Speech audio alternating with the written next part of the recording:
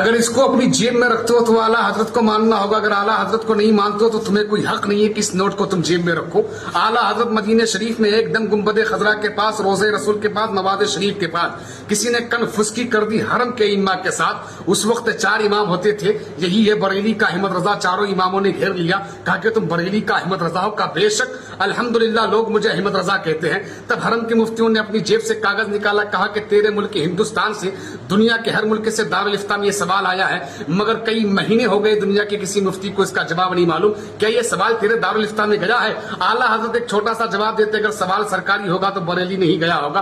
कहा कि इसका जवाब नहीं दे पाया आज तक कोई। कहा अगर दिखाना चाहो तो हमको भी दिखा दो।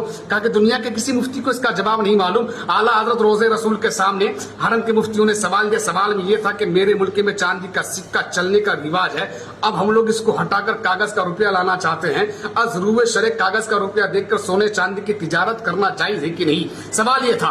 कितने दिनों से जवाब नहीं मिल पाया था किसी को। आला हजरत का जवाब सुनिए। आला हजरत सवाल पढ़ा एक लम्हे में, फरमाते कि जवाब यही लिख दूं या बरेली जाके पहुंचा दूं? हरम के मुफ्तियों ने कहा कि बेहतर होगा यही पे लिख दो। कहा कि कागज कलम का इंतजाम करो।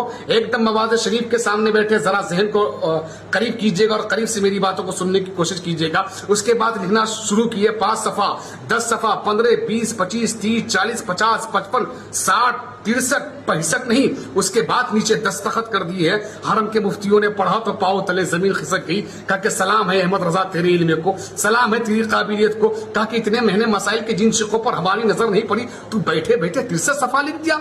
लेकिन अहमद रजा तुमसे एक सवाल है। कहा क्या सवाल है? कहा कि तेरा कलम ऐसे चल रहा था जैसे कि दरिया की लहरों में कश्ती। तेरा कलम था या तूफान? लेकिन अहमद रजा तू अगर चाहता तो 500 सफा भी लिख सकता था, लेकिन सिर्फ 63 सफा क्यों? कहा फरमाते कि इतनी भी अकल नहीं है। बोला कहां बैठा हूं? बोला कि कदम मुस्तफा के पास बैठा हूं, और मेरा पैगंबर बजाहिर 63 साल से ज्यादा नहीं रहा, तो उनका गुलाम उनके कदम में बैठकर 63 साल से ज्यादा कैसे लिख देता? आज भी वो किताब मार्केट में मिलती है जिनका नाम है अल किफलुल फाहिम।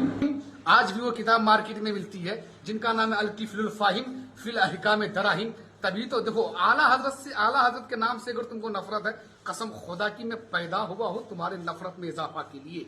तभी तो मैं कहता हूं कि हश्र तक डालेंगे हम पैदाइश मौला की धूम, मिसले फारस नजद के किले गिराते जाएंगे।